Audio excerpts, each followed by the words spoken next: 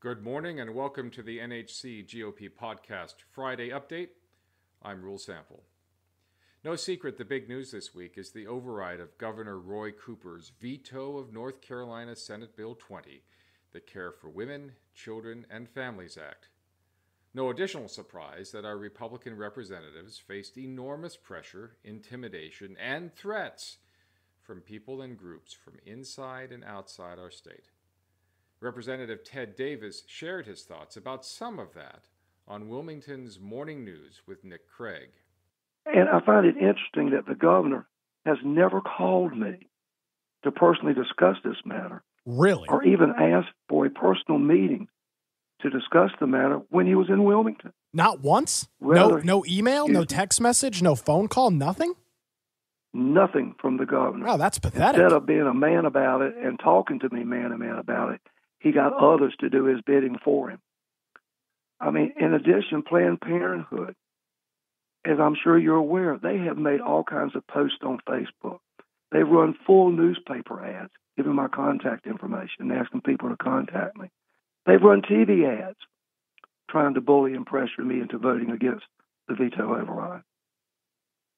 So, Nick, this is no exaggeration. My legislative assistant and I have tried to keep track the best we could of the emails, the phone calls, and the texts that I have received concerning this matter. Over 5,000. Wow.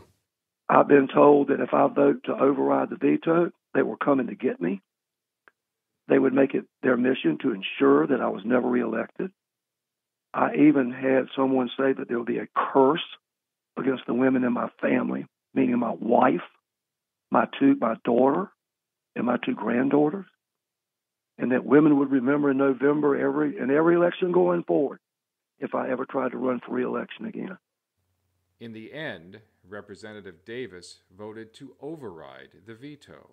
So in looking at my conscience, there is no way in this world that I could vote to sustain the veto, meaning that I supported Governor Cooper. Meaning that I supported Governor Cooper. There is no way in the world that I can support someone who tries to bully and pressure me into doing something just to make something, in other words, just to support something that he wants. You can't treat me like that and then expect me to want to help you.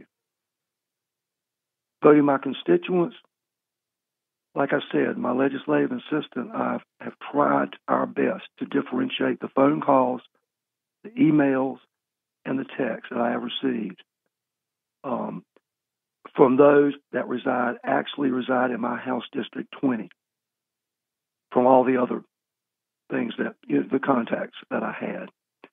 And the best that we could determine, Nick, it is approximately 50-50 in my House District 20, meaning 50% that wanted me to uphold the veto, 50% that wanted me to override the veto. And then the third, looking at my caucus, every other member of my Republican caucus voted in favor of Senate Bill 20.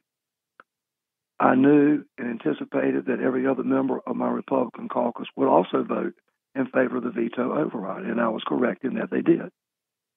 And I was not going to turn my back on my fellow members of the Republican caucus and do something that Governor Cooper and Planned Parenthood had tried to bully and pressure me into doing.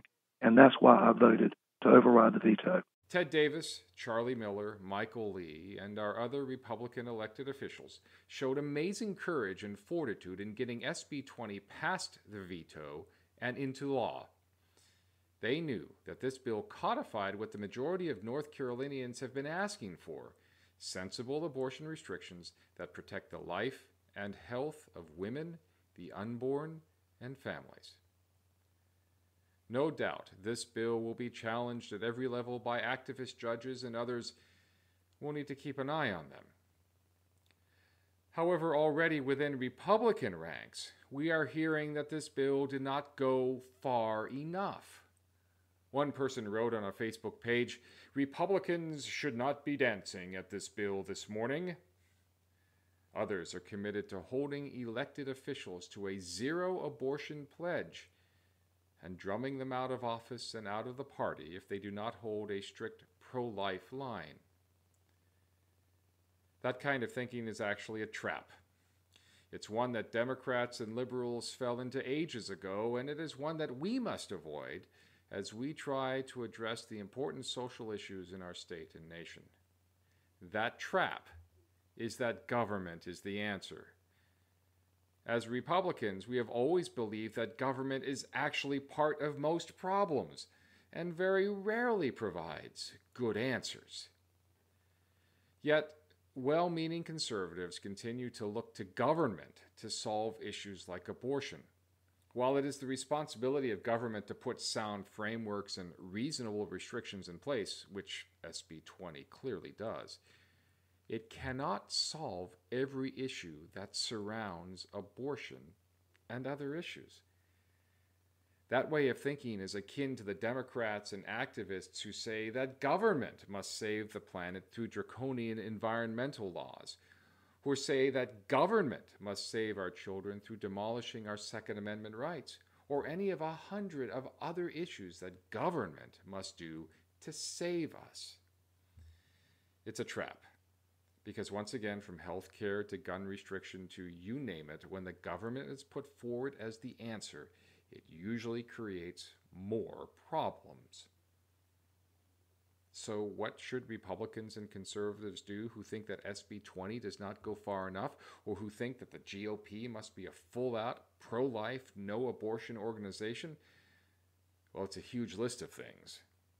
To name a few: volunteer at a local pregnancy crisis center. Get involved with your faith organization to care for those who are pregnant but who have no one to turn to. Think about adopting the baby of a woman who does not want a child and pay for her health care during her pregnancy. Consider ways to help out those who have severely handicapped children.